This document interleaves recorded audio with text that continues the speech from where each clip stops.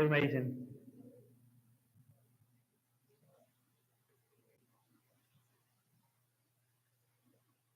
¿Qué tal? Muy buenas tardes a todas y todos. Bienvenidos al Servicio Meteorológico Nacional y en especial saludamos a nuestros amigos que nos están viendo a través de las redes sociales en la cuenta de Conagua-Clima y en el canal de YouTube del Servicio Meteorológico Nacional. Estamos aquí reunidos para tener un conversatorio como parte de la celebración del Día Meteorológico Mundial, que fue el 23 de marzo. Y bueno, hemos hecho una serie de eventos en el Servicio Meteorológico en combinación y en conjunto con el Instituto de Ciencias de la Atmósfera y Cambio Climático de la UNAM.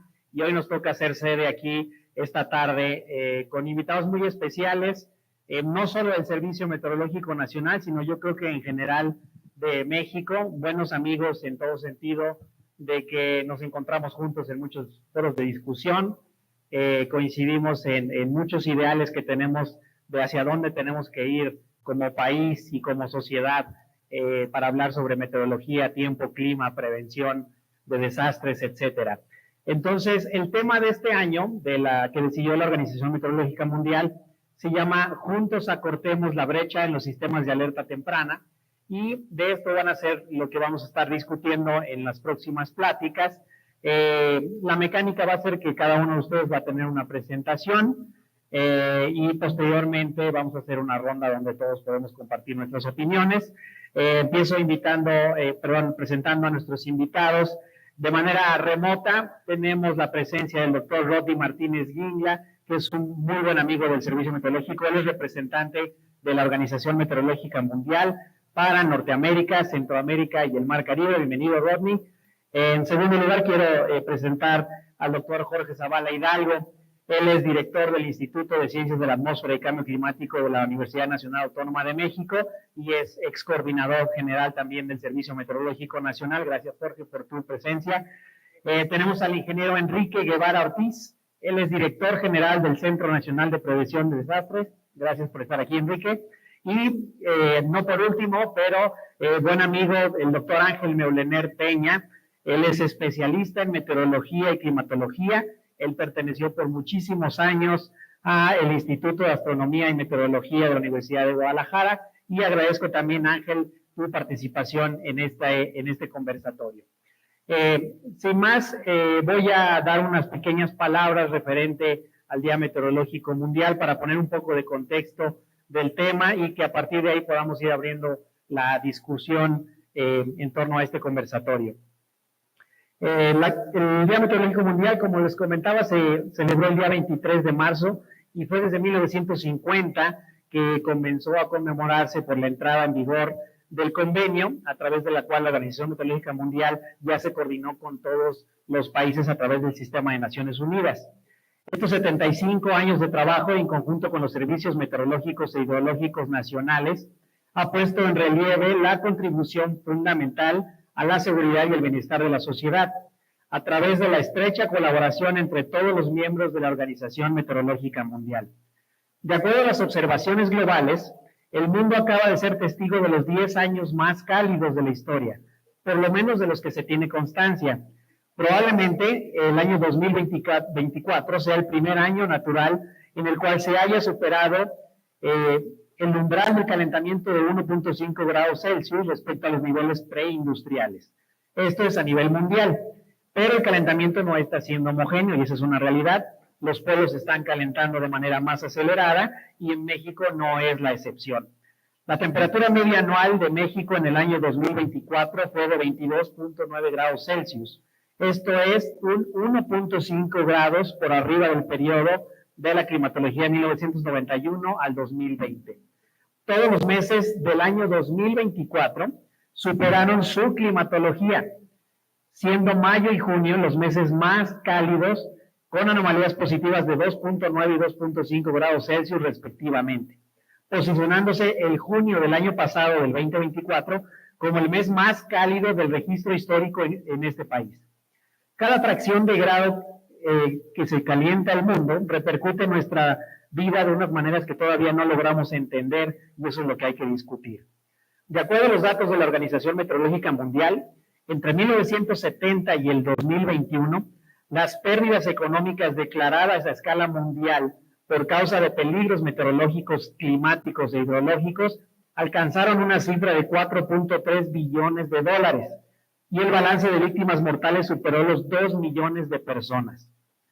La Organización Meteorológica Mundial ha propuesto que este año hablemos de cómo vamos a reducir la brecha en estos sistemas de alerta temprana para prevenir las muertes y los daños en los bienes. En 2024, 108 países declararon disponer de cierto grado de capacidad en materia de sistemas de alerta temprana, ya sea de cualquiera de los peligros meteorológicos. Y esta cifra duplica 52 países que se tenían en 2015. Es decir, duplicamos el número de países que ya dicen que tienen algún sistema de alerta. Se calcula que a escala mundial, por cada dólar invertido en sistemas de alerta temprana, se obtienen $9 de beneficios económicos netos. Y en algunas regiones esta cifra incluso podría ser mayor. Recordemos que siempre será más barato invertir en la prevención. Por tanto, nos unimos al llamado de la Organización Meteorológica Mundial a los gobiernos de todo el mundo para que multipliquen las inversiones de los servicios meteorológicos e hidrológicos nacionales, ya que esto es esencial para el desarrollo socioeconómico nacional e internacional. Ahora bien, con este contexto, pasaríamos con nuestro primer invitado. Vamos con el doctor Rodney Martínez Guingla. Adelante, Rodney, con tu presentación.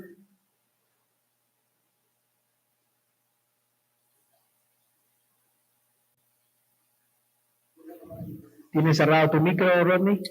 Sí, muchísimas gracias, Fabián. Déjame compartir la pantalla y...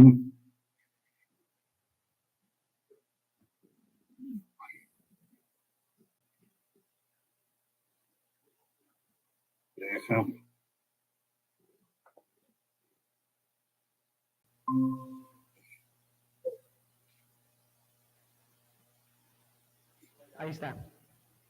¿Listo? Bueno, no sé qué hice, pero ya está saliendo. Como les decía, la presentación apunta un poco a reconocer todo lo que se ha construido en estos años.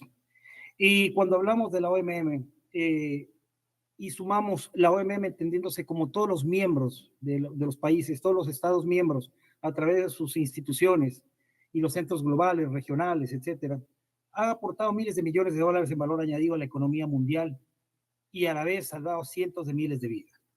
Yo creo que eso es importante recordarnos a nosotros mismos lo que estamos haciendo. Y hoy por hoy, cuando hablamos de las Naciones Unidas, ahora en momentos en que el multilateralismo está severamente atacado en todos los frentes y cada vez creemos en el separatismo y las agendas individuales, tenemos que ver la historia de la OMM. Estos 193 Estados miembros y territorios y que se han dedicado a la cooperación y coordinación internacional sobre el estado del comportamiento de la atmósfera terrestre, su interacción con la Tierra, los océanos, el tiempo, el clima y este enfoque que estamos dando el sistema hacia comprender el sistema Tierra, ya no con las barreras disciplinarias, sino más bien con un enfoque integrado a todo el sistema planetario. Y es importante también recordarnos a todos nosotros en este Día Meteorológico Mundial, en este conversatorio, la OMM en números. 1873, somos la segunda agencia más antigua del sistema de Naciones Unidas, nos gana la Unión Internacional de Telecomunicaciones, y el hecho de que día tras día miles de millones de observaciones son intercambiadas a nivel mundial en forma operacional y con estándares entre los Estados miembros de la OMM. Esto es un gran logro. Este gran logro de estandarización e intercambio operacional, que hoy es una realidad, es uno de los grandes logros de esta colaboración internacional y hay muy pocos ejemplos en paralelo para esto. También citar el hecho y recordar el hecho de que en 1988 la OMM a través, y el Programa de Naciones Unidas para el Medio Ambiente fueron los que crearon al IPCC. El IPCC nace en esta instancia, pues ya ahora tiene vida propia, por supuesto, es una agencia ya independiente, pero que muy conectada en sus orígenes al quehacer de la OMM. Y por otro lado, estos miles de millones de observaciones se convierten también en terabytes y cada vez más datos de modelos producidos por modelos para el pronóstico que son usados por todos nuestros países miembros. Pero más importante, ustedes ven esos números abajo, que el secretariado de la OMM es uno de los más pequeños de las agencias de Naciones Unidas. Nosotros somos 350 en todo el mundo, pero esta gran legión de más de 300,000 expertos alrededor del mundo, que son parte de los servicios meteorológicos, centros de investigación, pero que trabajan en los programas de OMM de manera voluntaria, son la gran riqueza de la organización. Trabajamos en todos los aspectos de la cadena de valor, apoyando a nuestros miembros, desde el monitoreo, desde lo que es esfuerzo de modelación, desde lo que es pronóstico y la generación de productos y servicios a través de estándares, fortalecimiento de capacidades y la colaboración entre los centros globales, regionales y nacionales. Esta es nuestra estructura regional para justamente movilizar todas esas estructuras a través de las asociaciones regionales. Colaboramos con el resto del sistema de agencias, las agencias de Naciones Unidas, pero los grandes logros están en ese intercambio de datos que, por supuesto, cuando hablamos de nivel de superficie, cada vez es más, aun cuando cada vez es más desafiante mantenerlo, sin embargo, ese network está ahí, esas redes de estaciones están ahí compartiendo los datos, al igual que las observaciones oceánicas, que a través de Ocean Ops, que es todo un sistema de intercambio con la Comisión Oceanográfica Intergubernamental, están disponibles para toda la comunidad científica y operacional. Pero yo también quiero rescatar, ahora en estos tiempos tan acuciantes, el rol de las observaciones del sistema terrestre desde el espacio. Los datos satélites de observación de la Tierra constituyen más del 90% de los datos utilizados en la producción numérica del tiempo y el monitoreo del clima a nivel mundial, y son la columna vertebral de las operaciones de los servicios meteorológicos e hidrológicos nacionales. Y 24/7 nos da la información necesaria para efectuar nuestras operaciones. Pero cuando hablamos nosotros de los satélites, también ha habido un gran esfuerzo de colaboración internacional y es interesante ver el rol que ha tenido la OMM a través de su programa espacial, un programa espacial que agrupa más de 93 agencias espaciales en el mundo y que agrupa en su total un total de 322 satélites de observación y que permite el acceso de los miembros a la información de estos satélites sin costo. También yo quisiera recordar hacer un poco de historia. En los 60s, cuando en plena Guerra Fría, la OMM fue encomendada por los países en el seno de Naciones Unidas para diseñar un plan de uso pacífico del espacio exterior. Y ya para esta época había sido lanzado el primer satélite meteorológico en 1960 y fue la OMM la que desarrolló lo que se llamaría luego el Programa de Vigilancia Meteorológica Mundial, basado mucho en la cobertura cada vez más creciente de los satélites y el uso pacífico del espacio exterior. Ese es el sistema integrado y aquí vienen las grandes columnas que ha sido posible gracias a la colaboración internacional y el contexto de la OMM. Cada vez que se pregunta por qué estamos en OMM, es por ser parte de esta comunidad que básicamente comparte estos grandes ejes básicos.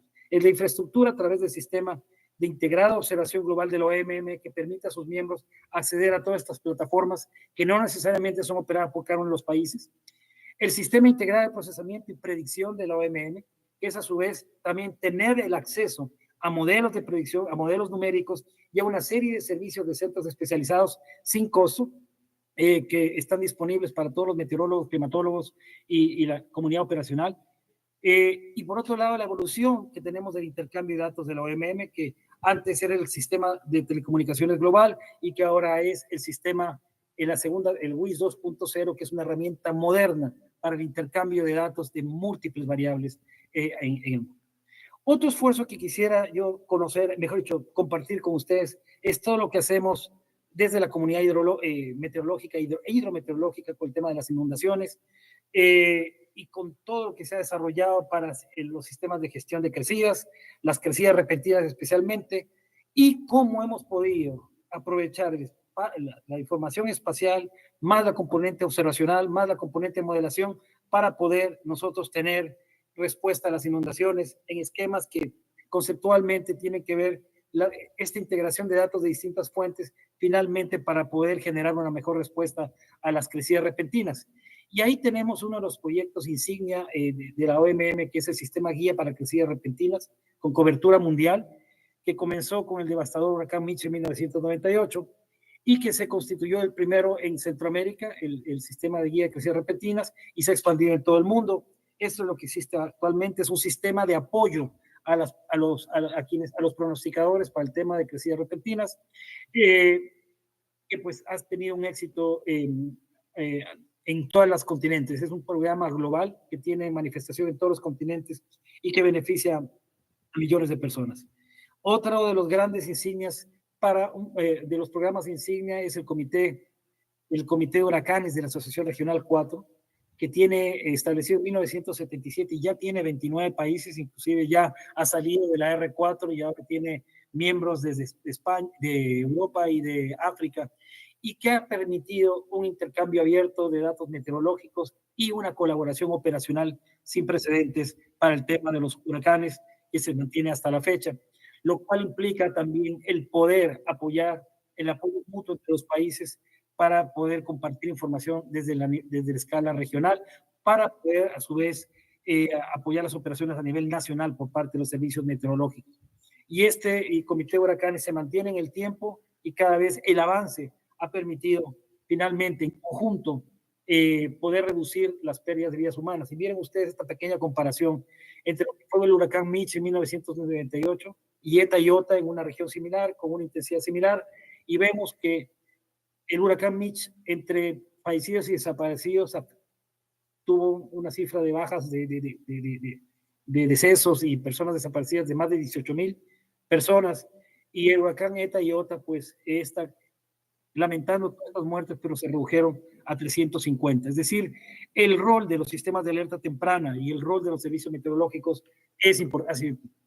Tenemos también desafíos, como lo que nos dejó Otis, en cuanto a la predicción de Otis, los procesos de rápida intensificación y cómo comprender y predecir estos fenómenos de rápida intensificación.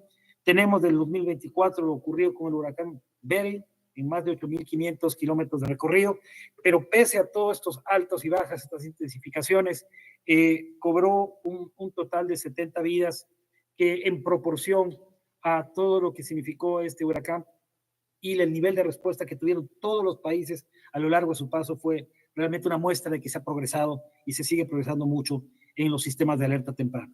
Pero no todos son buenas noticias. Todavía las inundaciones sorprenden, destruyen, como lo que pasó en Sao Paulo, Brasil, mejor dicho, el estado federal de Río Grande do Sul, en Brasil, perdón, el año pasado, con muertes y con mucha afectación por el tema de las inundaciones. Tenemos los eventos extremos que están a la orden del día, las olas de calor, las olas marinas de calor que están afectando y pues que siguen su marcha. Tenemos los incendios forestales ocurriendo en buena parte del continente. Pero en medio de todo, hemos logrado a lo largo de los años poder trabajar en conjunto, y gracias a esta colaboración internacional en la armonización de agendas, la agenda de adaptación al cambio climático, la del desarrollo sostenible, la reducción de riesgo de desastres, y finalmente estamos trabajando en este punto de intersección que es reducir vulnerabilidad, pero fundamentalmente incrementar la resiliencia. Y los servicios climáticos, los servicios hidrometeorológicos y las alertas tempranas son la mejor forma de llevar esto a nivel territorial, a nivel más local. La iniciativa Alerta Temprana para Todos está ahí. Ya no es una iniciativa, es una marca, es todo un proceso que está movilizando millones de dólares para destinarlos a los países con mayores necesidades y básicamente generar un intercambio de cooperación horizontal sin precedentes en el tema de alerta temprana para todos, en donde ahora la idea es abarcar amenazas múltiples, considerar los efectos en cascada, pero por sobre todo tener sistemas de alerta temprana centrados en la gente. Y en eso estamos trabajando de la mano con todos los gobiernos, con las instituciones, pero también con otros actores claves a nivel territorial. Quisiera llamar la atención de un esfuerzo muy reciente, y es el inicio del programa de pronóstico de tiempo severo en Centroamérica, que fue lanzado en octubre y se suma a los múltiples programas que tenemos en las distintas regiones.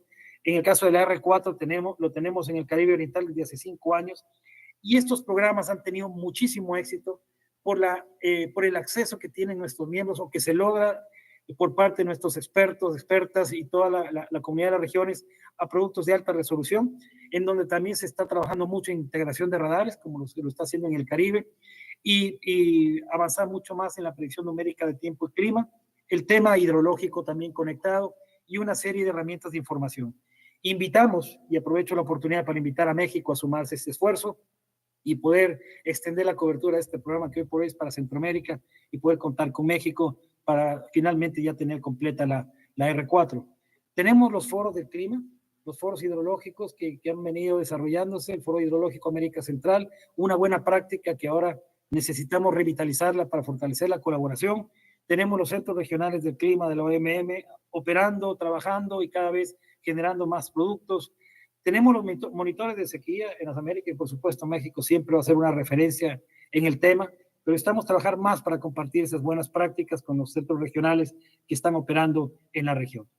Con todo el panorama que ya mencionó el señor director respecto al clima, a lo que significa el calentamiento del planeta, el haber alcanzado 1.5 grados centígrados ya por primera vez en 2024 de forma sostenida y todo lo que conlleva, es fundamental reconocer el rol de los servicios meteorológicos e hidrológicos nacionales.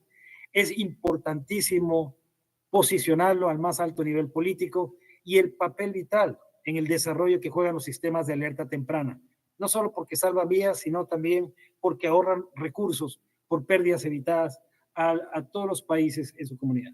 Las cifras están ahí, ya fueron mencionadas por el señor director, pero nosotros estamos trabajando para el desarrollo y somos un agente del desarrollo y por ello tenemos que seguir trabajando a nivel internacional, fortaleciendo el intercambio que nos ha caracterizado durante todas estas décadas. Muchísimas gracias por su atención.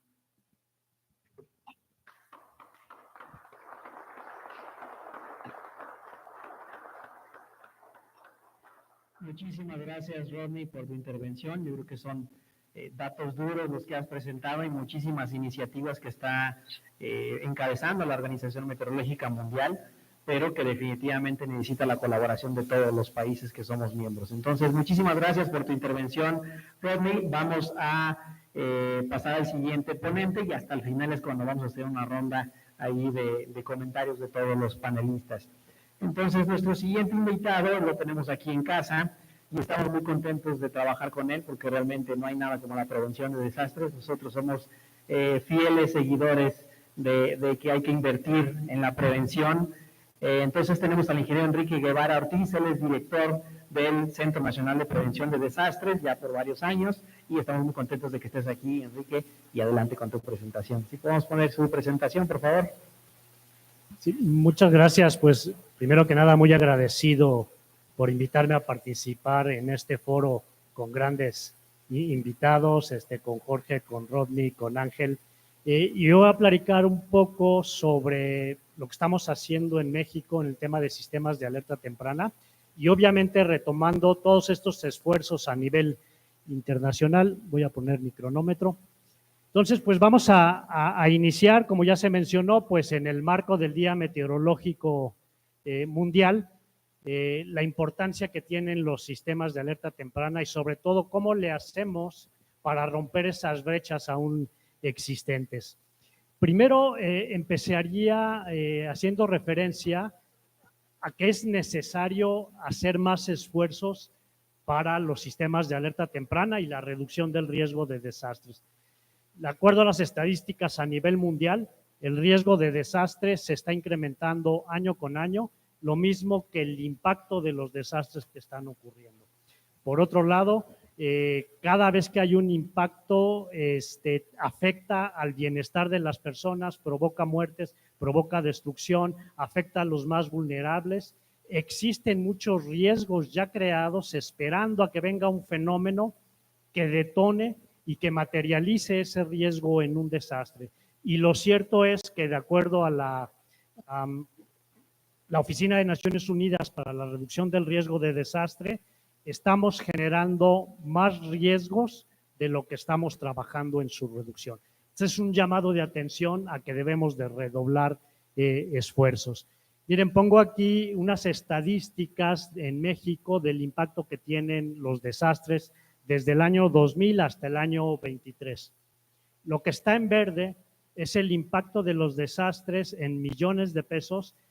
En verde están los fenómenos hidrometeorológicos y vean cómo más del 90% del impacto económico de los desastres en México están asociados a fenómenos hidrometeorológicos, excepto 2017, cuando ocurrieron los dos sismos, fueron fenómenos geológicos los que más impactaron.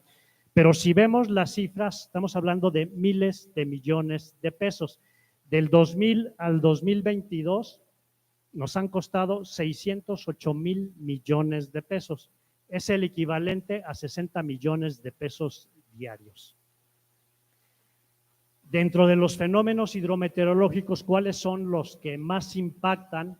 En primer lugar están ciclones tropicales. De esos daños y pérdidas, el 60% está asociado a ciclones tropicales, el 33% a inundaciones y lluvias y el 7% a otros fenómenos hidrometeorológicos. En cuanto al número de defunciones, que es lo más lamentable, vemos aquí el fenómeno que más defunciones ha provocado en este periodo de análisis son las inundaciones, con 1,216, sobre todo con personas que intentan cruzar avenidas de agua.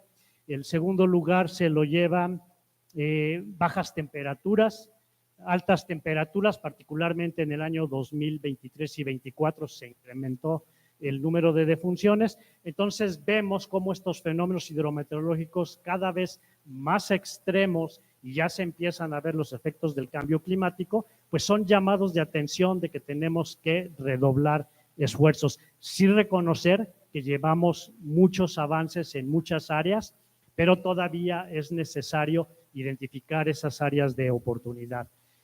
Y hablando ya específicamente sobre sistemas de alerta temprana, traigo aquí el ejemplo del sistema de alerta temprana de ciclones tropicales que se implementó en México en el año 2000. Esta gráfica nos presenta el número de defunciones a lo largo de estos años únicamente relacionados con ciclones tropicales. Vemos, ahí se ve una flecha que es el año 2000. Previamente a esa fecha, el número de defunciones asociadas a ciclones tropicales, andábamos hablando del orden de 150 a 200 defunciones cada vez que ocurría un ciclón tropical. A partir de que se implementó en el año 2000 el sistema de alerta temprana de ciclones tropicales, el cual fue concebido con la participación de muchas instituciones, de muchos especialistas y de investigadores, se logró reducir ese número de defunciones. Y la tendencia, cuando hacemos la proyección, esta tendencia continúa disminuyendo. Debemos de seguir esforzándonos para mantener esta tendencia. Hablando un poco del tema de sistemas de alerta temprana para todos, ¿cómo debe de ser un sistema de alerta temprana que sea efectivo? Entonces, lo primero que debemos de reconocer, como vimos en la gráfica anterior, los sistemas de alerta temprana salvan vidas. Y ya lo mencionó también Rodney, también contribuyen a disminuir el impacto económico asociado a estos desastres. ¿Hay brechas? Sí, hay muchas brechas a nivel mundial. Cifras de la Organización de las Naciones Unidas nos dice que el 50% de los países aún no cuentan con un sistema de alerta temprana multiamenazas. Esto es importante mencionarlo porque con que haya un solo sistema a través del cual se alerten diferentes fenómenos de todo tipo, es lo que debemos impulsar. No que haya un sistema de alerta temprana para cada fenómeno, que eso complica a la población el poder entender. Y si se tiene un solo sistema para todos los fenómenos, esto va a mejorar y va a contribuir. Ya lo mencionaron también, tanto la Organización Meteorológica Mundial como la Organización de Naciones Unidas están impulsando esta iniciativa de alertas temprana para todos, en donde básicamente el objetivo se centra en salvar vidas. Algo importante mencionar, los sistemas de alerta temprana deben ser parte de una estrategia de gestión integral de riesgo. No ver las cosas aisladas, sino como un componente dentro de todo un esquema de acciones y de organizaciones y de políticas de gestión de riesgos que inicien a partir del conocimiento del peligro asociado a los fenómenos, las vulnerabilidades y los sistemas expuestos, que este conocimiento se utilice para el crecimiento seguro de las ciudades, de las comunidades, aquellos riesgos que ya existen, que trabajemos en reducir esos riesgos, nos preparemos para atender emergencias de los riesgos residuales, respondamos de una manera efectiva y reconstruyamos mejor. Entonces, dentro de este contexto de la gestión del riesgo, los sistemas de alerta son un componente de vital importancia. Tan es así que el marco de Sendai, que son los lineamientos a nivel internacional que suscribieron todos los países miembros de la ONU para reducir el riesgo de desastres, su meta 7 o la meta G establece que se debe de incrementar la disponibilidad de los sistemas de alerta temprana multiamenaza y que esta información le llegue a la población en riesgo. De nada sirve tener sistemas de monitoreo, sistemas de alerta, si esa información no llega de una manera clara a la población. Entonces, algunas características que deben tener los sistemas de alerta temprana, aquí en esta diapositiva se muestran, deben de ser de principio a fin. ¿Qué quiere decir esto? Desde la detección y el monitoreo de los fenómenos, el seguimiento, el pronóstico, el alertamiento, la difusión de las alertas, que le llegue a la población y que la población sepa qué hacer. Por eso debe de ser desde principio a fin. Multiamenaza, ya mencioné, y ya también lo mencionó Rodney, que debe de estar centrado en las personas. Es muy alentador ver que esta nueva administración está impulsando ese enfoque humanista y que esto está totalmente de la mano con la gestión del riesgo orientado a salvar vidas. También es importante de qué forma comunicamos la información, porque si solamente la entienden los especialistas, pues la gente no va a saber qué significan esos datos técnicos que se informan hacia la población. Entonces, son 4 componentes que debe tener un sistema de alerta temprana para que sea efectivo muy rápidamente. Esto lo promueve Naciones Unidas ya desde la Plataforma Mundial del 2006. El primero, como yo mencionaba, es comprender el riesgo. Tenemos que conocer a nuestro enemigo si lo queremos derrotar para diseñar las estrategias adecuadas y que sean efectivas. Debemos de tener todo un sistema de detección, de monitoreo y de pronóstico, como ya lo explicó Rodney. Y luego viene un tercer componente muy importante, que es el de difusión y el de comunicación de esas alertas. Y pensar en los diferentes actores. Deben de utilizarse todos los medios y todos los canales disponibles para difusión de la información, desde redes sociales, teléfono, radio, televisión, altavoces en las calles, perifonía, todos los medios posibles. Si se trata de salvar vidas, debemos de utilizar todos los medios y todos los canales, pero además comunicarlo de una manera efectiva. Y el cuarto componente, no menos importante, es que tanto las autoridades como la población sepan qué hacer cuando les llega un alertamiento. Porque si llega el alertamiento, pero autoridades no tienen establecidos protocolos y previamente un plan elaborado de cómo responder ante las alertas, pues no va a ser igualmente efectivo. Y lo mismo la población, que la población sepa, que entienda y que también tenga ya establecidos sus planes familiares de protección civil, identificar las zonas seguras y todo aquello que involucra esta comunicación del riesgo. Y uno de estos ejemplos, ya mencionaba yo, el sistema de alerta temprana de ciclones tropicales ha demostrado su efectividad a lo largo de los años. Se basa justamente en la detección del fenómeno a través de los sistemas satelitales y los pronósticos que se hacen, la información que provee la OMM, el Centro de Huracanes de Miami, el Servicio Meteorológico. Con esta información hay una reunión del Grupo Interinstitucional de Ciclones Tropicales, del cual el Servicio Meteorológico forma parte, entre otros actores, y a partir ya de un esquema definido se establecen diferentes niveles de alertamiento a través de 5 colores de alertamiento y esta información se difunde a través de múltiples medios. Rápidamente, este semáforo, bueno, semáforos son 3 colores de alerta, son 2 tablas, una para cuando el ciclón se está acercando y otra para cuando el ciclón tropical se está alejando, y con base en un promedio de escalas y diferentes parámetros, se establece ahí un rango de 1 a 5 y en función de ese valor y el tiempo que tarda en llegar a un municipio, se le asigna un nivel del semáforo. Lo más importante es que este color del semáforo ya tiene para las autoridades acciones que deben de tomar, de llevar a cabo. Pongo aquí el caso del huracán Otis. El primer boletín del sistema de alerta temprana de ciclones tropicales, además de toda la información que emitió el Servicio Meteorológico, la Dirección General de Protección Civil de la Coordinación Nacional emitió 18 boletines desde que era una depresión tropical y fue dando información, y cada vez que había un nuevo nivel en esta rápida intensificación del ciclón, pues fue haciendo el alertamiento. Esta información la pueden encontrar ustedes en la página de preparados.gov.mx y ahí viene mucha información.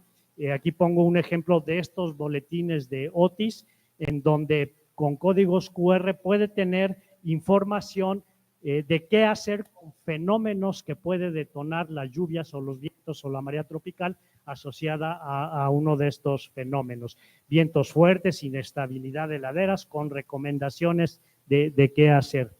Y también existe la percepción de que no hubo alertamiento para Otis. Lo cierto es que además de la información del Servicio Meteorológico, los boletines del CIAT, la Coordinación Nacional de Protección Civil emitió 168 entre comunicados de prensa, boletines y difusión en redes sociales, aunado a perifoneo en las playas, ahí en Acapulco, ¿no? Participó Protección Civil Estatal, Municipal, Salud, Sedena, Marina, Guardia Nacional. O sea, sí hubo un alertamiento. Habrá que analizar y ver áreas de oportunidad de cómo comunicar mejor esos alertamientos. Y ya para concluir en tiempo de los 15 minutos, algunas conclusiones respecto a los temas de sistemas de alerta temprana. El primero de ellos es que obligatoriamente en todos estos temas y el diseño de los sistemas de alerta temprana hay que considerar los efectos del cambio climático. Está generando estos fenómenos hidrometeorológicos extremos, entonces debemos de crear y fortalecer lo que se le llama una resiliencia climática. La resiliencia no es solo reponerte cuando hay una adversidad, la resiliencia es trabajar en la reducción del riesgo para adaptarte y cuando venga uno de estos fenómenos, tus afectaciones sean mínimas y para esas afectaciones sí reponerte. Otro aspecto importante, ya se invertir, tiene una relación beneficio-costo, mencionó, por lo menos de 1 a 9, hay cifras y estudios de algunos casos que se han hecho de 1 a 15 y algunos casos más extremos de 1 a 120. Por cada peso o dólar que se invierta, te reditúa hasta 9, 15 o 120 pesos menos en la atención de la emergencia y sobre todo se salvan más vidas. Debemos de garantizar que esta información llegue a la población en riesgo y que la entienda. Por eso debe de estar centrada en las personas y con un enfoque humanista, ¿no? Entonces serían, digamos, algunos de los aspectos en los cuales debemos seguir impulsando, pero sobre todo trabajar de manera coordinada como se ha hecho hasta ahora y redoblar esfuerzos entre todas las instituciones, tanto a nivel nacional como a nivel internacional. Muchas gracias, sería de mi parte todo.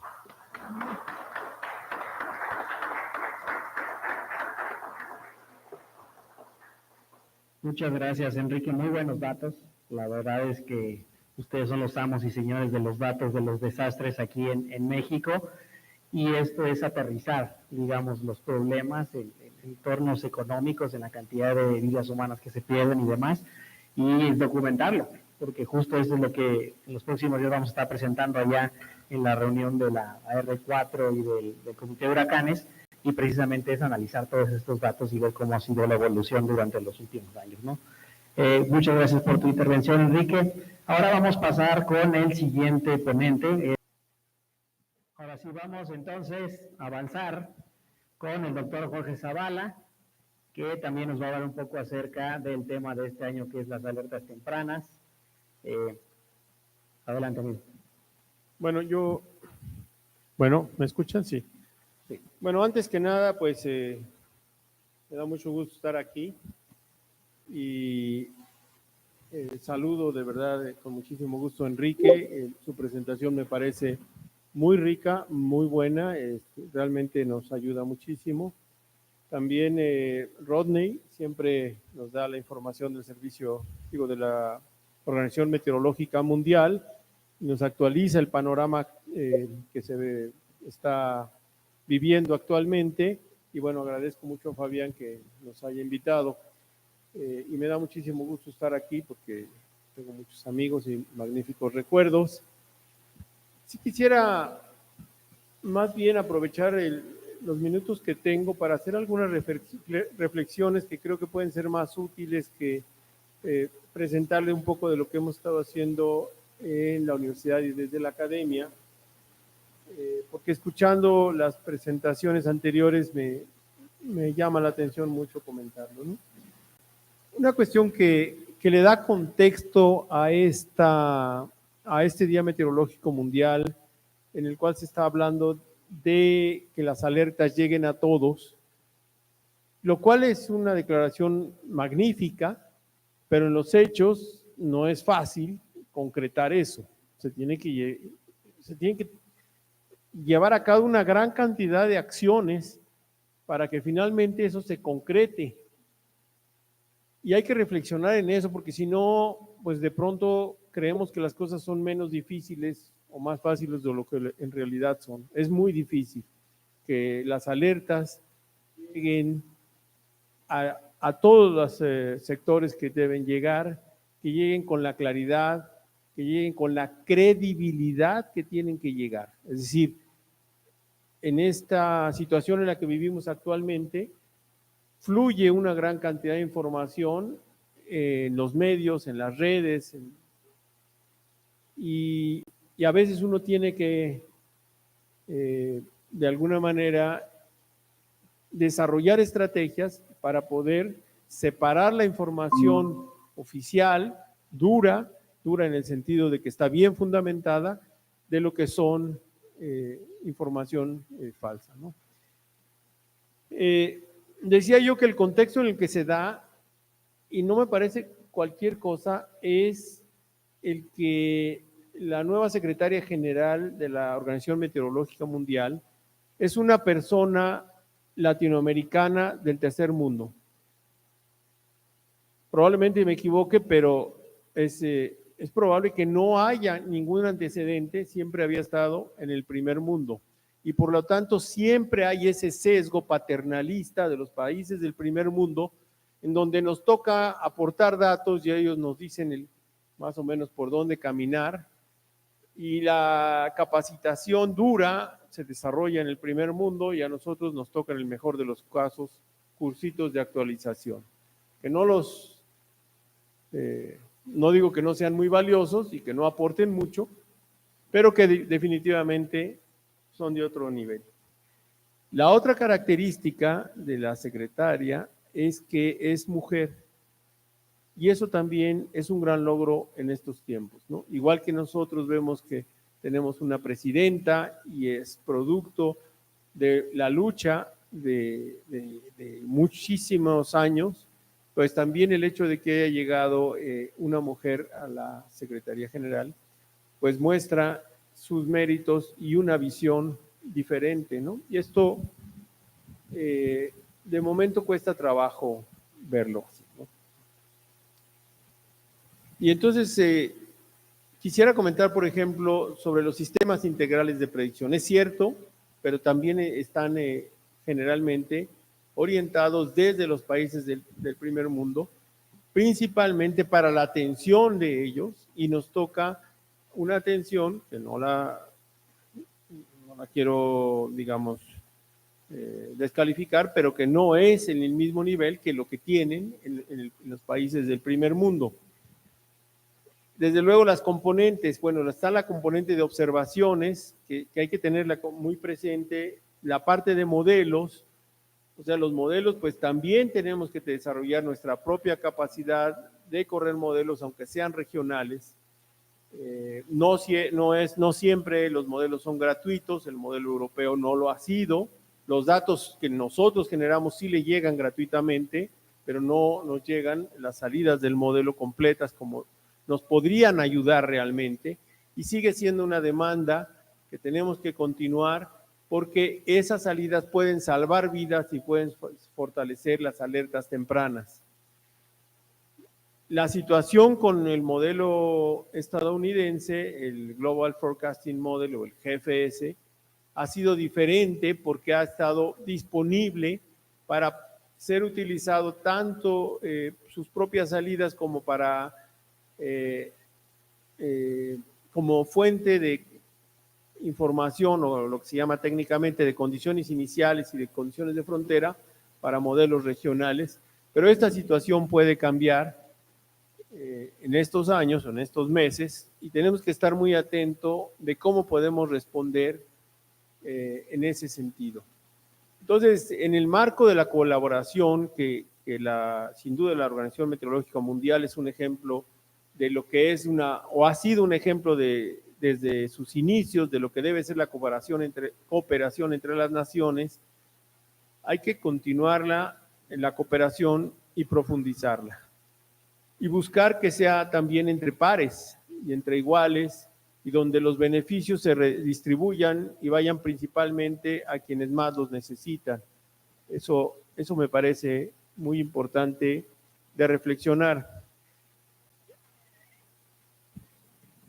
La visión de la meteorología pues ha venido avanzando y cada vez se habla más de lo que es la gestión integral de riesgos. Ya no es solo la meteorología, sino una serie de aspectos que van de la mano de tener una alerta efectiva. Esto es muy importante porque no basta con saber que va a llover mucho para evitar que afecte a una comunidad o a una población en lo particular, sino que tiene que haber una serie de acciones previas, que pueden ser años de preparación, para que ese día que ocurre un evento extremo, se tomen las acciones adecuadas en los tiempos adecuados. Y esto tiene que estar considerado en los sistemas de alerta. Totalmente de acuerdo con Enrique de que no podemos seguir trabajando por separado las alertas de volcanes, las alertas de sismos, las alertas de tsunamis, las alertas de fenómenos hidrometeorológicos, de deslaves. No, tenemos que generar un sistema integral, porque si no, somos menos efectivos en comunicar a la población. Es decir, que tenga una sola referencia a la cual acudir. Esto le da credibilidad, es más fácil conocerla, etc. Desde luego se han reducido muchísimo los impactos, pero mucho se debe a las acciones de los gobiernos nacionales, en el caso del gobierno mexicano, sin duda, desde el CIATCT, pero también a las acciones de la Organización Meteorológica Mundial, pero también al cambio tecnológico. O sea, el que haya satélites, pues ha ayudado muchísimo, no desde el 2000, sino desde los 70, ¿es cierto?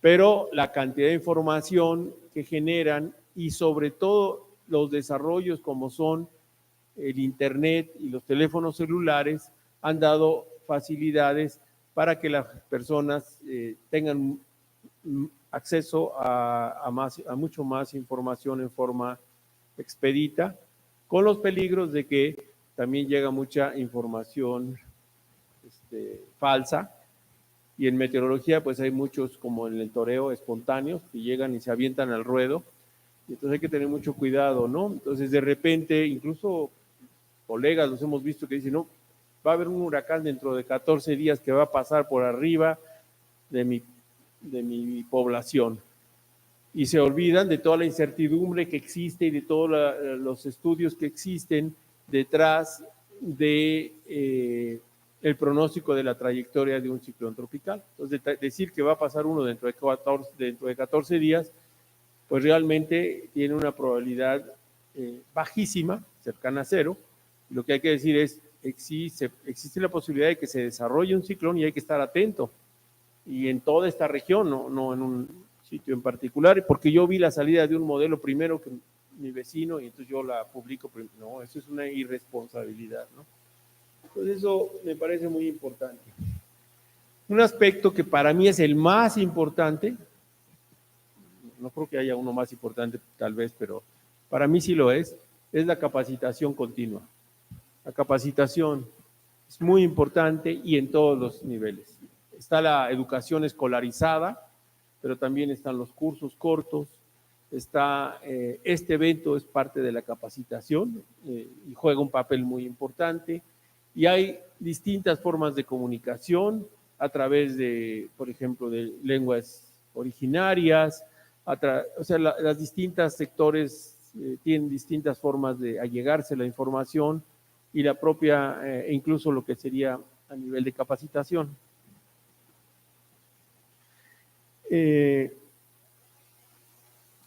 Una cuestión que es muy importante es que cuando ocurre un fenómeno extremo, o para cada fenómeno extremo, hay que estudiarlo profundamente y conocerlo y aprender de él.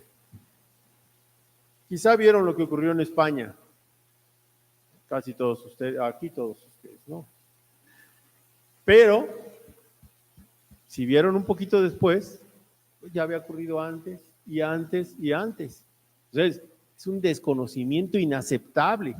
Entonces, el especialista no solo tiene que entender bien el sistema de alta presión, de baja, sino tiene que conocer la hidrometeorología de cada región de la cual va a pronosticar. Yo no puedo llegar y pronosticar algo que va a ocurrir en China si no tengo antecedentes. Es hasta irresponsable. Uno tiene que estudiar, ¿no? ¿Cuál es la precipitación máxima que ha ocurrido en la Ciudad de México en 24 horas o en 30 minutos? ¿Dónde han ocurrido inundaciones? Porque casi siempre ya ocurrió. Aunque haya cambio climático, eso lo agrava y puede ser que ocurre con mayor severidad y o con mayor frecuencia, pero casi siempre ya ocurrió. Estuve en un evento que me invitaron en Acapulco y el director estatal de Protección Civil pues presentó la historia de ciclones tropicales en Acapulco. Y lo que presentó iba mucho más allá del Paulina. O sea, y dice uno, bueno, pues ahí está. Y la verdad es que nos salió barato porque no hubo marea de tormenta y hay que entender por qué no hubo marea de tormenta. Los 50 y tantos o 70 fallecidos los podríamos haber multiplicado por 10 y hay que ser muy cuidadosos en entender ese fenómeno, que no porque no nos ha ocurrido en nuestro tiempo de vida, no ha ocurrido en México y también hay que documentar. Por ejemplo, hay un estudio maravilloso sobre el puerto de Veracruz, donde la marea de tormenta entró 4 kilómetros costa adentro en la época de la colonia, y así seguramente hay otros en otros sitios. Entonces, todo eso hay que conocerlo. La colaboración, yo creo que esa es una autocrítica. En general, nosotros en México no aprovechamos toda la colaboración internacional que se puede tener y hay que buscar más colaboración, aprender más, colaborar más y en algunos casos también ayudar con las experiencias propias a que se conozca, ¿no?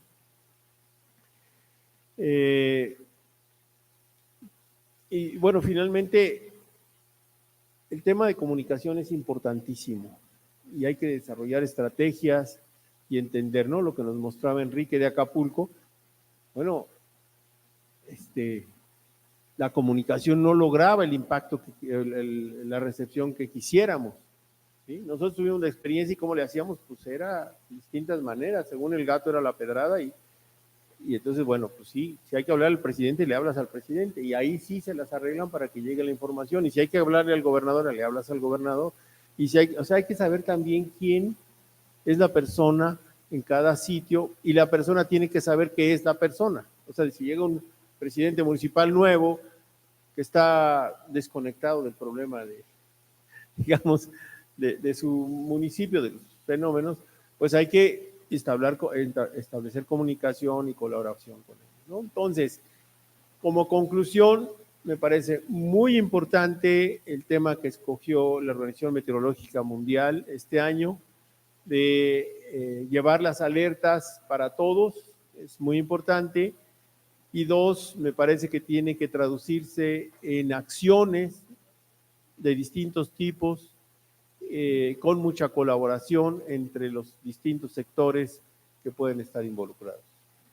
Y bueno, luego les traigo la presentación que había yo preparado, pero escuchando a Enrique y todo, me pareció interesante reforzar lo que ellos están comentando. Y Rodney también, por supuesto.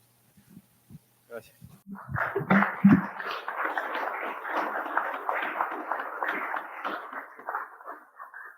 Muchas gracias, Jorge. Pues importantes reflexiones, muchas anotaciones, que bueno, que te dieron varios papelitos.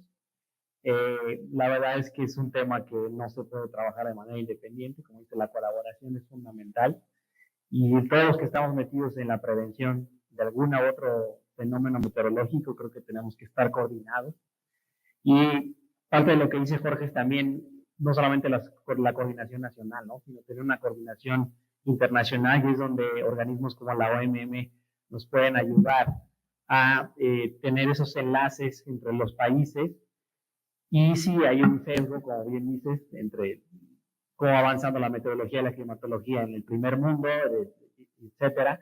Y pues ese es el valor de la OMM y el valor agregado que tiene que ser ahorita una latina en la Secretaría General de la OMM. Entonces, gracias por los comentarios, Jorge, y espero que ya tengamos la presentación de Ángel. ¿Ya la tenemos?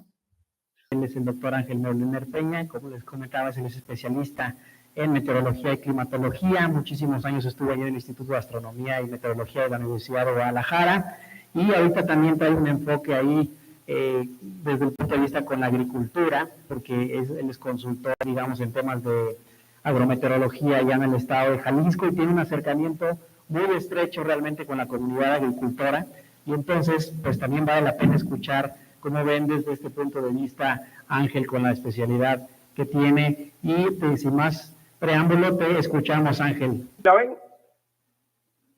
Sí, Ángel. Ah, ok. Entonces, bueno, continuamos.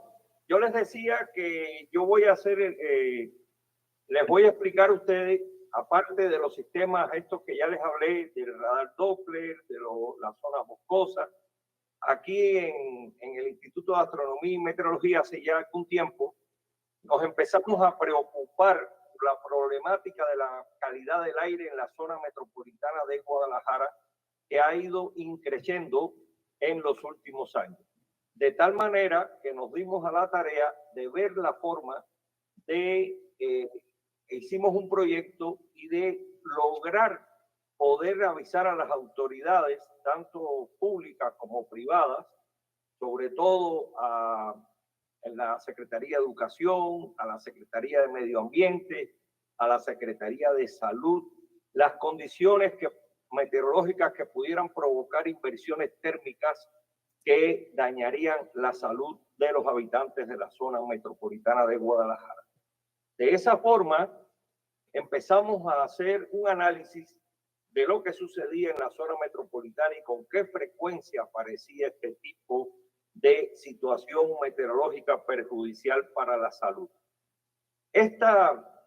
Después que hicimos este proyecto, nos dimos cuenta que no solo se puede hacer en la zona metropolitana de Guadalajara, sino en ciudades medias o en cualquier otra metrópoli que tuviera esta misma situación que tenemos nosotros.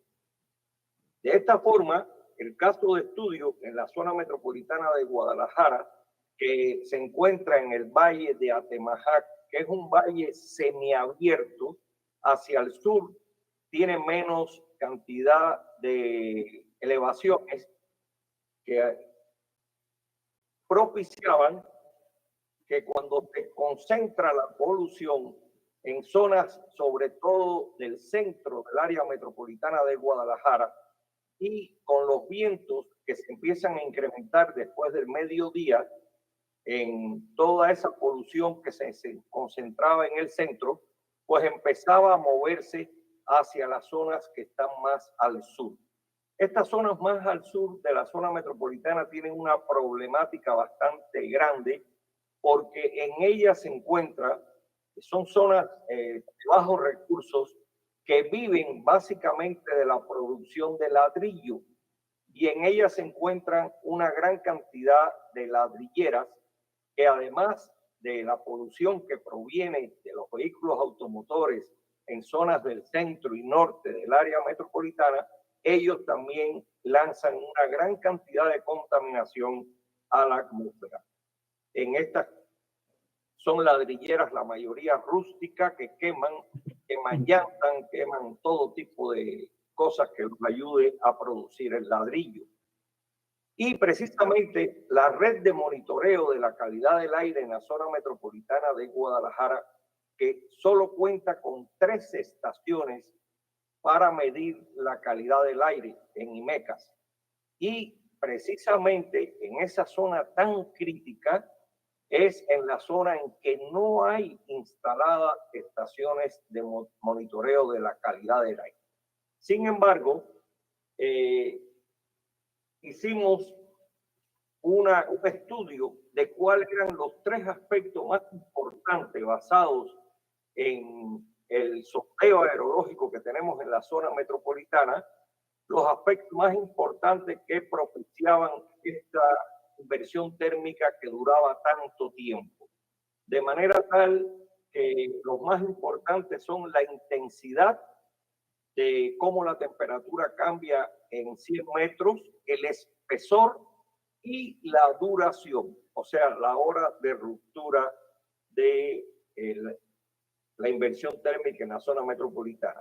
Este ejemplo del 14 de octubre de 1996 marcó un récord en la zona metropolitana visto por el sondeo aerológico. Podemos ver este récord que fue de 284 IMECAS y que duró una buena cantidad de horas, se produjo por una doble inversión térmica. Teníamos la inversión térmica en superficie y teníamos algunos cientos de metros más arriba.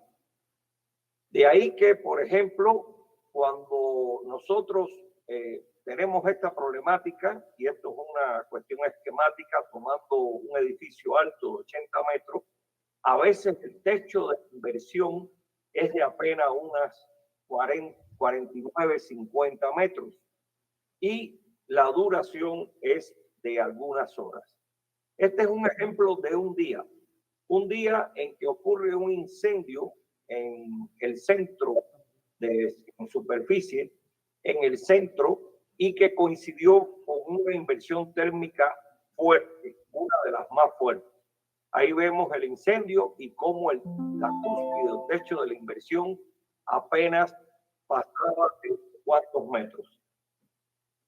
Fuimos a un cerro cercano, uno de los más altos de la zona metropolitana de Guadalajara, y comenzamos a tomar fotografías a favor de las manecillas del reloj, con una vista primero al oeste, que se ve prácticamente todo claro, cielo azul, sin problema, y a medida que avanzábamos a favor de las manecillas del reloj, al noroeste empezábamos a ver la nata de polución sobre toda la zona metropolitana de Guadalajara.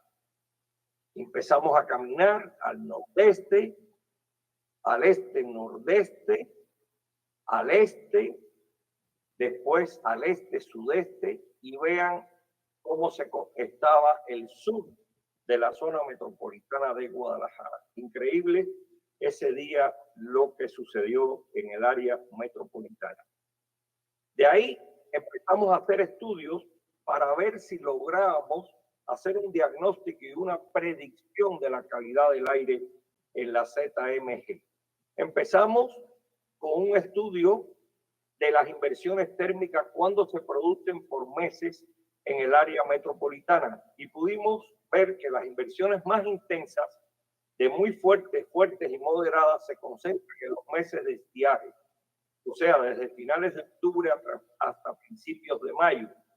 Y febrero es el mes de mayor frecuencia de inversiones térmicas intensas.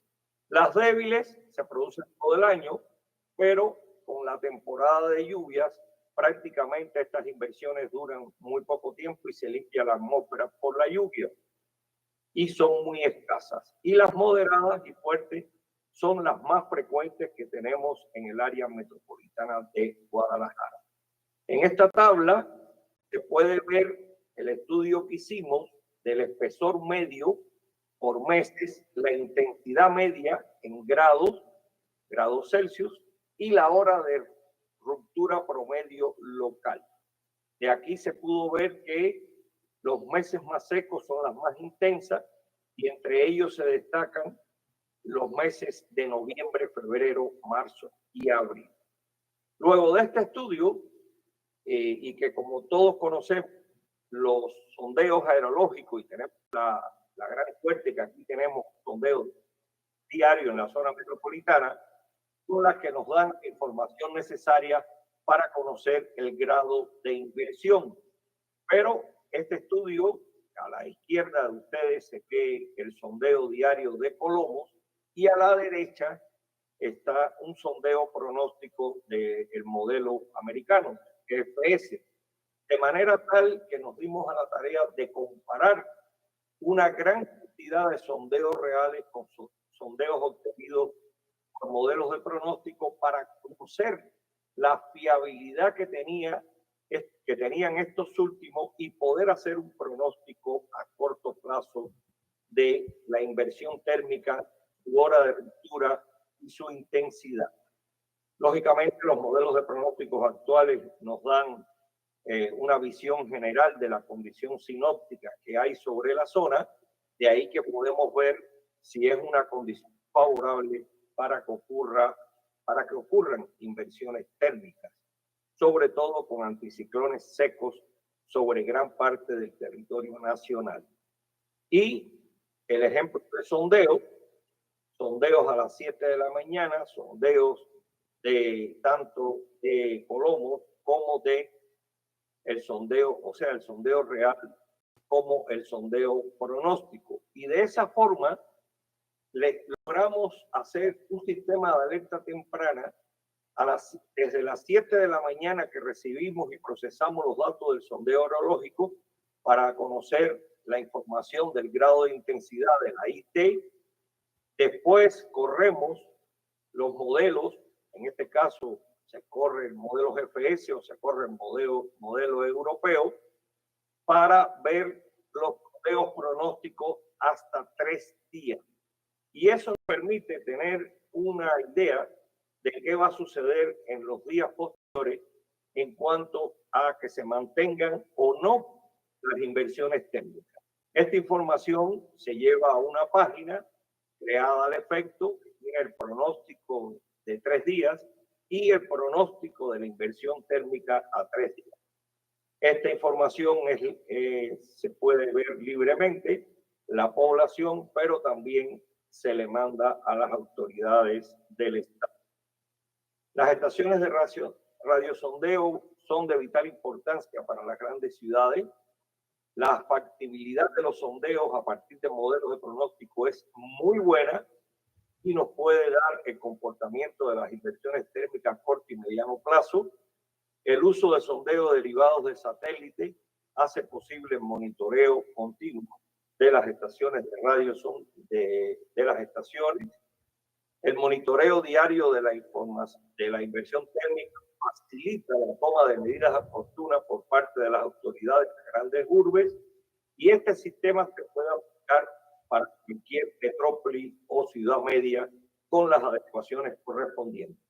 Con esto nosotros le damos aviso, por ejemplo, uno de los avisos que le mandamos directamente es a la Secretaría de Educación Pública para que en los días en que nosotros detectamos la ocurrencia, en los días venideros, de inversiones térmicas fuertes o muy fuertes, no se realicen las actividades de educación física de los niños, ni tampoco los recreos al aire libre. Además, bueno, autoridades reciben esta información y pueden, si así lo consideran, disminuir el parque vehicular público, o sea, no el particular, sino el de los las distintas secretarías del Estado para disminuir un poco la polución en esos días. O sea que esto, en síntesis, es un sistema que se lleva aplicando ya muchos años acá en el Instituto de Astronomía y Meteorología, y que nosotros estimulamos a nuestros estudiantes en la maestría que tiene el Centro Universitario de Ciencias Exactas e Ingeniería, que es la maestría en hidrometeorología. Tratamos de estimular a los estudiantes para que sigan investigando, perfeccionando los sistemas de alerta temprana. Eso es en general lo que les quería comentar.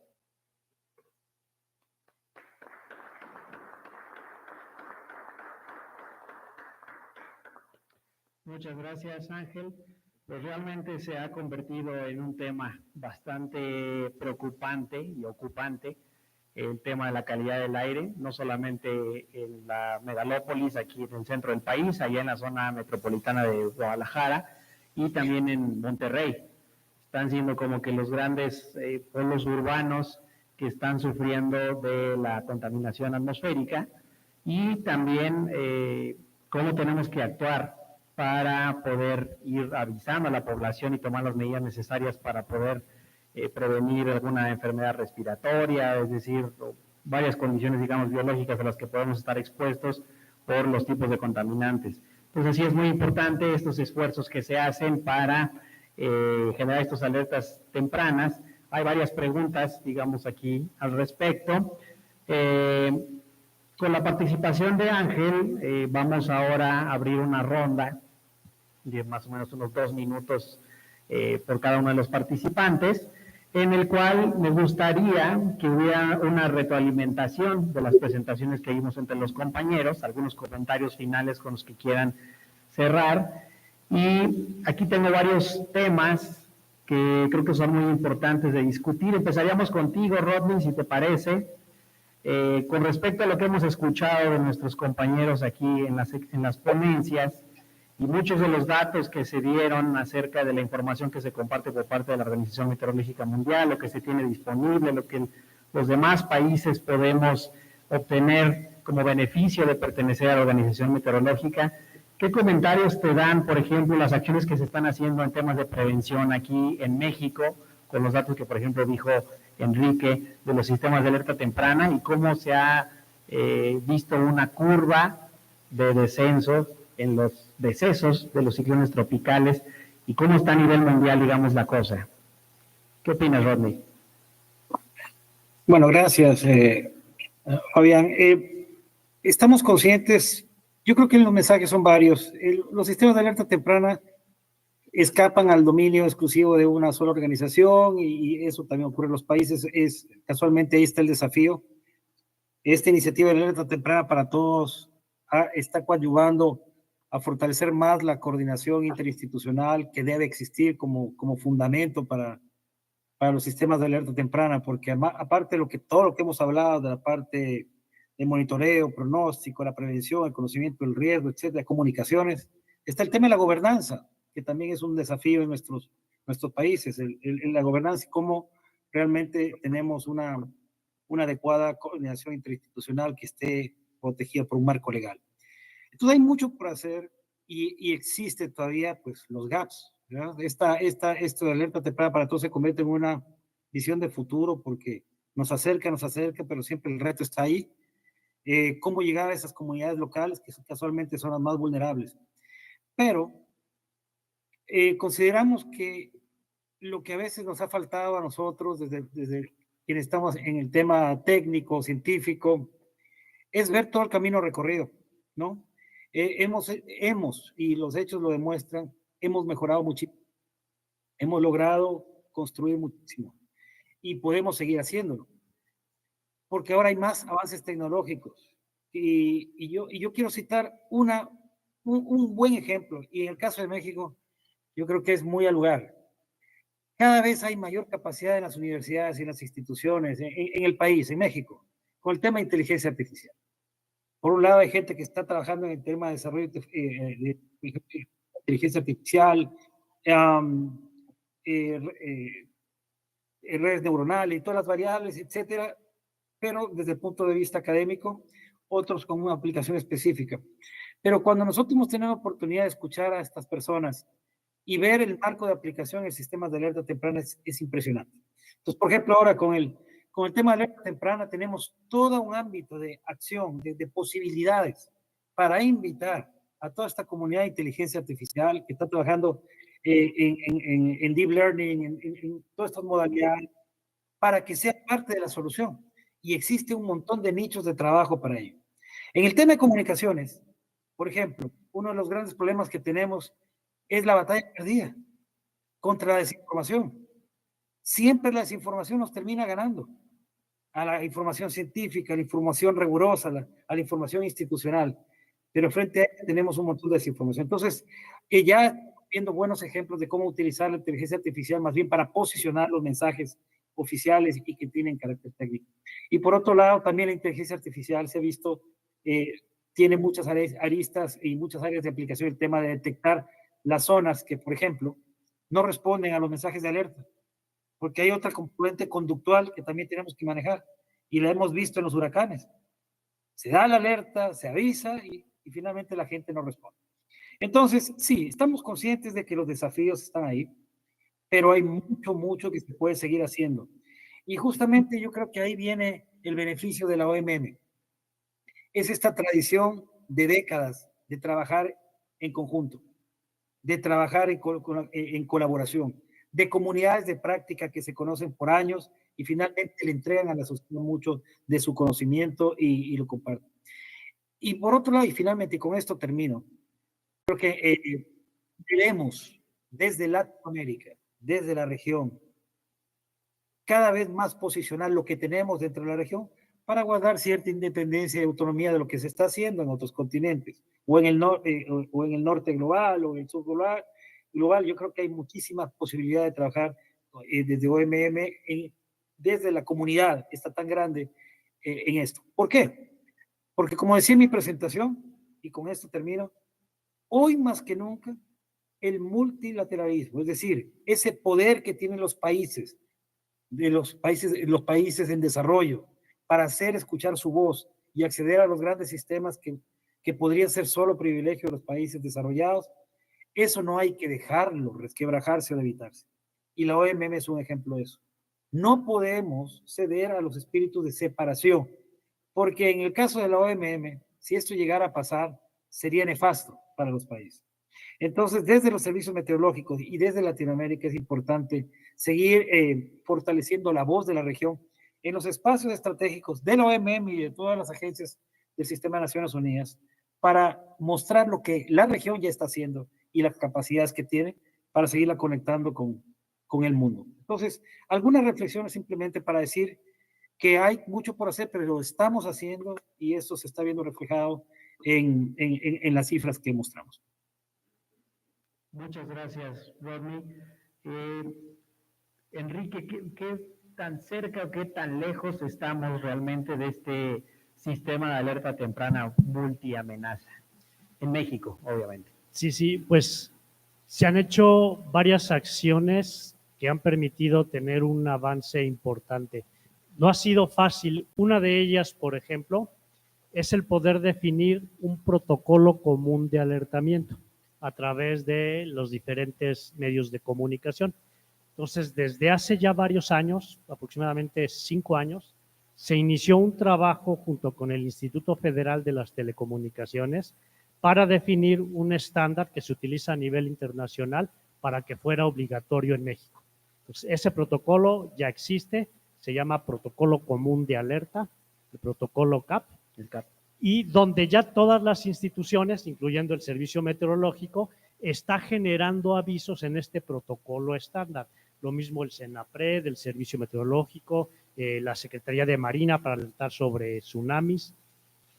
Y en este esquema de crear un sistema nacional de alertas, la Coordinación Nacional está llevando a cabo un proyecto para la difusión de diferentes fenómenos a través de lo que se le llama el Sistema Nacional de Alertas, difusión a través de múltiples medios.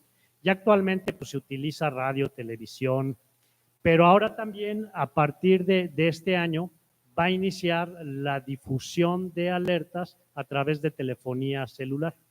Se va a iniciar con la alerta sísmica, han estado trabajando junto con las telefónicas para enviar mensajes a telefonía celular a través de un canal que se llama el Cellular Broadcast. Entonces, no hay que descargar ninguna aplicación, no se necesita tener acceso a datos inclusive, sino estando cerca de una antena que difunde las llamadas celulares, un canal específico que se utiliza en muchas partes del mundo. En Estados Unidos, no sé si a ustedes les ha tocado que si van a Estados Unidos de repente les llegan alertas a su celular de alguna emergencia ahí local. Entonces, también ese mismo sistema se está implementando en México. Entonces, se están haciendo esfuerzos en esta parte de la difusión y en lo que debemos de hacer más énfasis, seguir trabajando en la colaboración interinstitucional y una mayor coordinación, porque decimos, si el riesgo es complejo, el riesgo es sistémico, tenemos que dar soluciones sistémicas. Así es. Y por otro lado, si estamos hablando de alerta temprana, también debe de haber lo que Naciones Unidas dice acción temprana. Ante una alerta debe haber una acción temprana. Ya definir todos estos protocolos previos de autoridades, de población, para saber qué hacer en el momento en que nos llegue una alerta de cualquier fenómeno. Pero ya sabemos que va a ser un sistema único, que es el oficial, y dejar de estar poniendo atención a todas estas falsas noticias y demás que causan mucho daño. Pareciera que ahí viene el trabajo pesado, ¿no? O sea, como lo dices, ya hay un sistema de alerta común, el CAT, y se puede hacer para todas las variables, pero el chiste es sentarse a describir qué vas a hacer en cada uno de los eventos, ¿no? Entonces, ese es un gran trabajo de campo que se tiene que hacer a nivel nacional. A nivel nacional, a nivel federal, a nivel estatal, a nivel municipal y a nivel comunitario. Cada quien conoce su región. A nivel comunitario, por ejemplo, hay muchas comunidades indígenas en nuestro país y hay una radio que es la radio indigenista y, por ejemplo, el CENAPRED todos los miércoles da cápsulas informativas a la población en un lenguaje tan sencillo, sin utilizar términos técnicos, para poder llegar a la población que está más alejada, que es de las más vulnerables, consejos, recomendaciones muy prácticas, muy sencillas. Hay que ver todo eso, entonces requiere la participación. Mencionaban por ahí, creo que Rodney dijo gobernanza, ¿no? Entonces debemos de incorporar estas acciones integradas en un marco de gobernanza en donde la gente sea el centro del sistema de alerta temprana. Totalmente. Pareciera que la radio va a tener mucho que ver en estos temas, porque justo veíamos que la semana pasada que el 35% de la población más vulnerable no tiene acceso a Internet. Entonces, ¿cómo llegas a ellos? Y ese medio de comunicación creo que sigue siendo por excelencia el que tiene mayor alcance. Entonces hay que retomar ahí los utilizar temas de radio. todos los medios posibles Amigos, y tecnologías que existan. Así es. Jorge, me preocupa un poco lo que dice Enrique, de que estamos generando más riesgos de los que mitigamos. ¿Qué opinas al respecto? Pues es muy preocupante, ¿verdad? Yo creo que sí se tiene que poner mucha atención en esta situación, ¿no? De que pues se da el crecimiento, se dan desarrollos urbanos, etcétera, sin los debidos estudios o procesos, ¿no? Realmente, como se dice, estamos construyendo, pues sí, estamos construyendo socialmente el riesgo. Entonces, de pronto estamos avanzando en con alguna serie de acciones, pero en otras, pues realmente estamos pues retrocediendo o al menos nos estamos poniendo o exponiendo más, ¿no? Entonces yo creo que Es parte de toda la planeación y el diagnóstico profundo que se tiene que hacer, ¿no? Cuando se van dando estos desarrollos. Y, por ejemplo, en el instituto comentamos que cualquier acción pues tiene que tener en cuenta el cambio climático. Es decir, si vamos a construir un edificio, bueno, pues las condiciones climáticas están cambiando. ¿Qué medidas podemos tomar arquitectónicamente para después no depender de los aires acondicionados o depender menos? Y lo mismo respecto de estos fenómenos, ¿no? Extremos, en que pues siempre uno tenemos que visualizar que, por ejemplo, fenómenos extremos que ocurrían cada 100 años, pues ahora pueden estar ocurriendo cada 5, o que incluso pueden ser más severos, ¿no? Yo creo que es parte del esfuerzo que tenemos que hacer. Sí, no, pues es muy, muy complicado el reto, ¿no? Así es. Y también agarrar esas oportunidades que llegan, ¿no? O sea, lo que pasó con Otis y con John es como reconstruir las ciudades, pero ya considerando la adaptación y la mitigación del cambio climático. Porque si vamos a seguir haciendo lo mismo que se ha hecho históricamente, no vamos a salir del problema. Entonces, eso es gobernanza. Así es. Antes hasta decía por ahí la ley decía que se tiene que reconstruir con las mismas características que tenía el puente antes, ¿no? Que se cayó, por ejemplo, cuando la filosofía es no reconstruir con menos calidad, pero ahora no puede ser así, sino tiene que reconstruirse con una perspectiva de las nuevas condiciones que se pueden presentar. Build back better, como dice el marco de Sendai, reconstruir mejor para no reconstruir las mismas vulnerabilidades que dieron origen al desastre. Así es, así es. Ángel, considerando, digamos, nos ponía un muy buen ejemplo aquí Enrique, donde nos decía, bueno, con Beryl, lo presentaste tú, Beryl, o fue Rodney? Fue Rodney.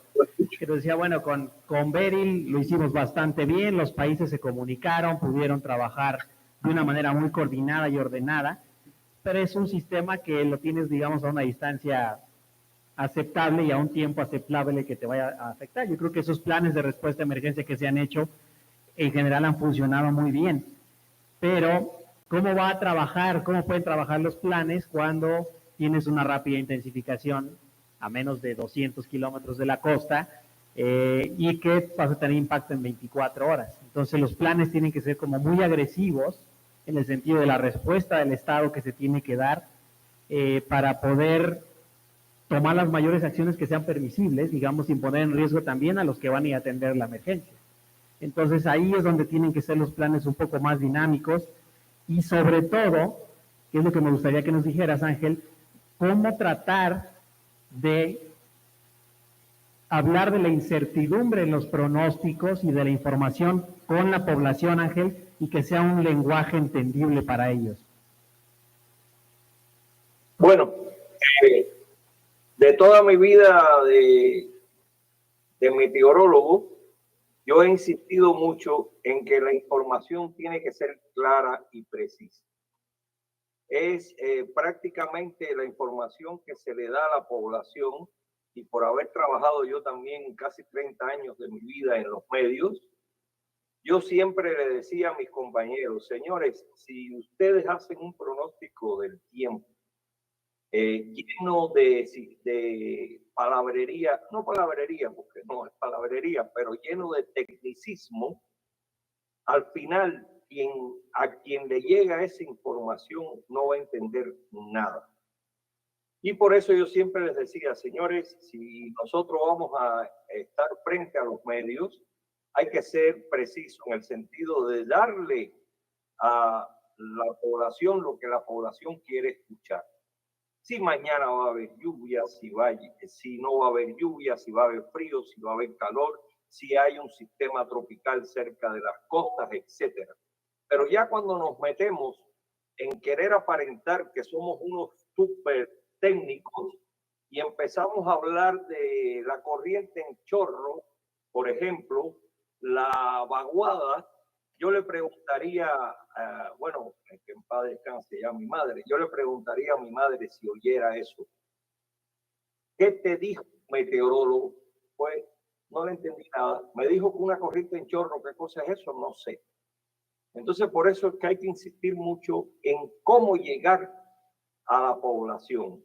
Por ejemplo, el Otis fue un ejemplo tremendo de falta de comunicación de lo que tenían frente a las costas de Acapulco en aquel momento. Todos los meteorólogos sabíamos que frente a las costas de Acapulco había un huracán poderosísimo. Las condiciones meteorológicas que se estaban dando en esa zona eran favorables para que surgiera una intensificación rápida. Sin embargo, fue asombroso que casi a menos de 6 horas del impacto se estaban celebrando actividades y fiestas en los hoteles de Acapulco. Fue algo increíble que yo no me imagino qué información dio en aquel momento los organismos que tenían que dar la información meteorológica a la población y en general a toda la zona de Acapulco y en general de Guerrero.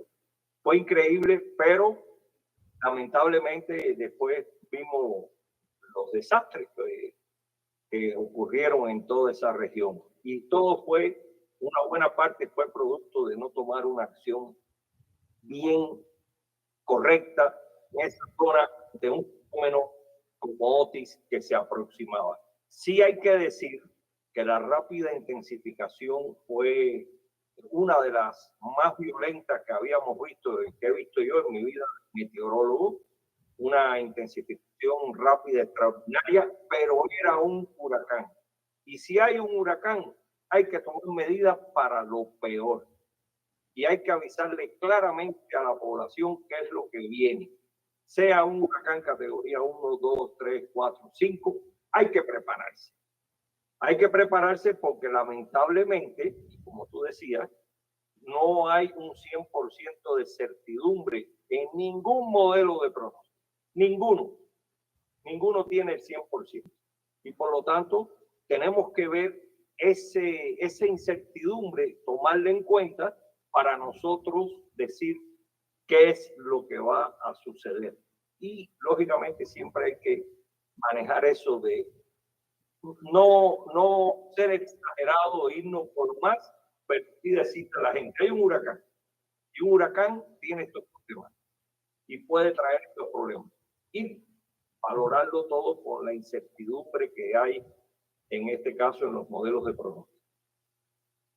Muy bien, pues hay mucho en qué trabajar, la verdad es que es un tema que no va a terminar ahorita, pero que tenemos que seguir trabajando de manera colaborativa, todos, para poder hacerlo mejor. Ya viene la temporada de huracanes, pero ahorita estamos en la de incendios, y en la de ondas de calor, y en las de contingencias ambientales, y luego bien, y así, no paramos, pero bueno, hay que hacer todo lo que está en nuestras manos ahorita que tenemos cierta cargo, digamos, y que tenemos que aprovecharlo, con los equipos de trabajo que son los que realmente generan toda esta labor de pronóstico, de monitoreo, de climatología y demás.